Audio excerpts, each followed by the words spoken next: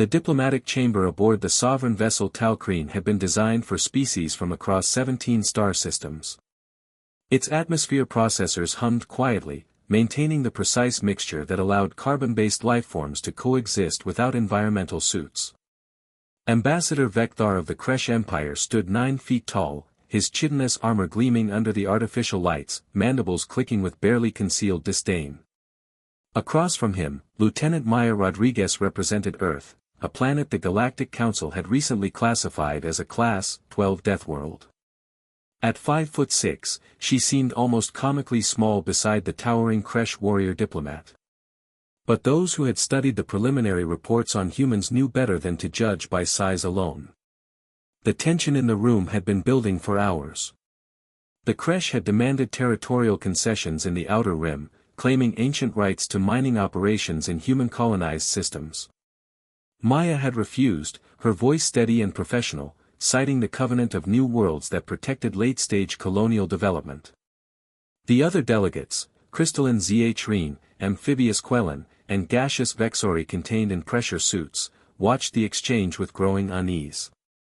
"Your species presumes too much," Vecthar growled, his translation implant rendering his words into standard galactic. "You have been spacefaring for mere decades. The Kresh have ruled these sectors for millennia." Maya's jaw tightened, but her tone remained diplomatic. "The Covenant doesn't recognize temporal supremacy, Ambassador. It recognizes documented settlement and development. Our colonies have been established for 23 years. They're not going anywhere." What happened next occurred in less than 2 seconds, an eternity in human reaction time, a blur to everyone else.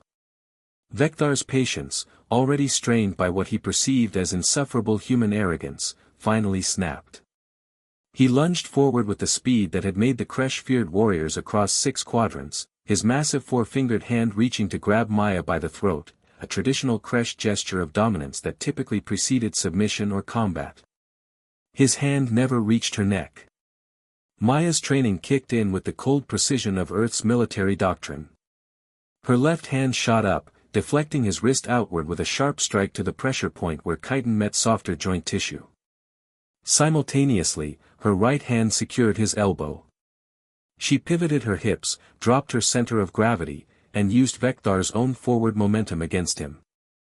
The sound of the Kresh ambassador's elbow joint hyperextending echoed through the chamber like a gunshot. Vecthar's roar of pain was instantaneous, his body automatically dropping forward as Maya maintained her grip, controlling his descent to prevent further injury while keeping him immobilized.